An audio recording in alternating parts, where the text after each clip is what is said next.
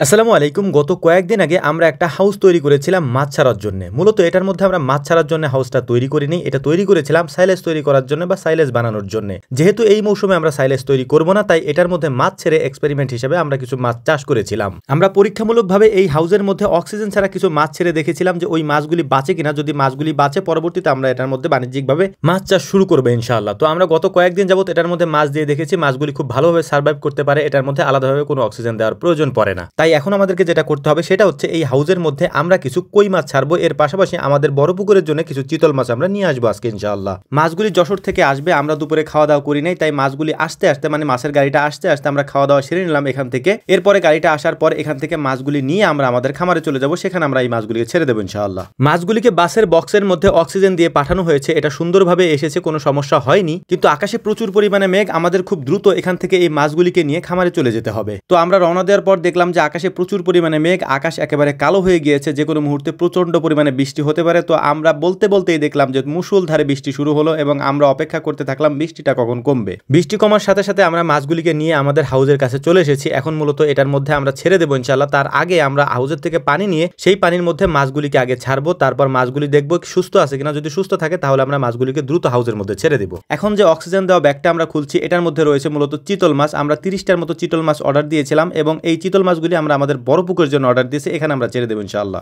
আমরা মূলত বলেছিলাম 5 ইঞ্চি সাইজের চিতল মাছগুলি আমাদেরকে দেওয়ার জন্য, তাই আমরা ওই চিতল মাছগুলি মেপে দেখছিলাম যে ওই মাছগুলি 5 ইঞ্চি সাইজের আছে কিনা। তো আমরা মেপে দেখলাম যে আলহামদুলিল্লাহ চিতল মাছগুলি 5.5 ইঞ্চি সাইজের আছে, কিছু কিছু মাছ 5 ইঞ্চি আছে এবং ম্যাক্সিমাম মাছগুলি 5.5 ইঞ্চি সাইজের আছে। তো ওই মাছগুলিকে আমরা আমাদের বড় পুকুরে ছেড়ে দিয়েছি।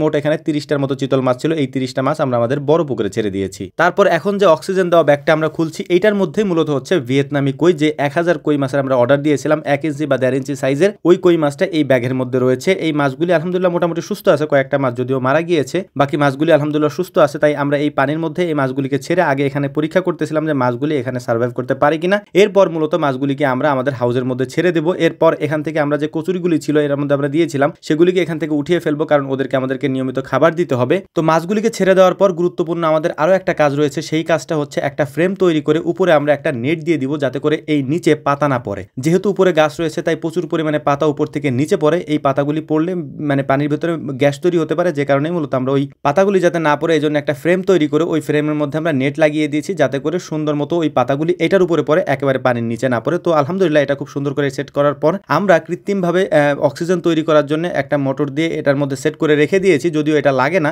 যদি কখনো এটা আমাদের প্রয়োজন হয় তখন আমরা এটা ব্যবহার করার চেষ্টা করবো ইনশাআল্লাহ। এটার জন্যই মূলত অগ্রিমভাবে এটা আমরা করে রেখেছি। তো আমাদের সব কাজ মোটামুটি এখন কমপ্লিট হয়ে গিয়েছে। উপরে দেওয়ার জন্য আলাদাভাবে আমরা যে নেটের ফ্রেমটা তৈরি করেছি সেটা আমরা লাগিয়ে দিলাম। এরপরে যে কৃত্রিম পদ্ধতিতে যে অক্সিজেনের ব্যবস্থা করা হয় সেটাও আমরা পরীক্ষা করে নিচ্ছিলাম, যদি কখন এটা আমাদের লাগে তখন আমরা এটা ব্যবহার করবো। তো আমাদের জন্য দোয়া করবেন, আল্লাহ তাআলা যেন আমাদের এই কাজে বারাকা দান করেন। আসসালামু আলাইকুম ওয়া রাহমাতুল্লাহ।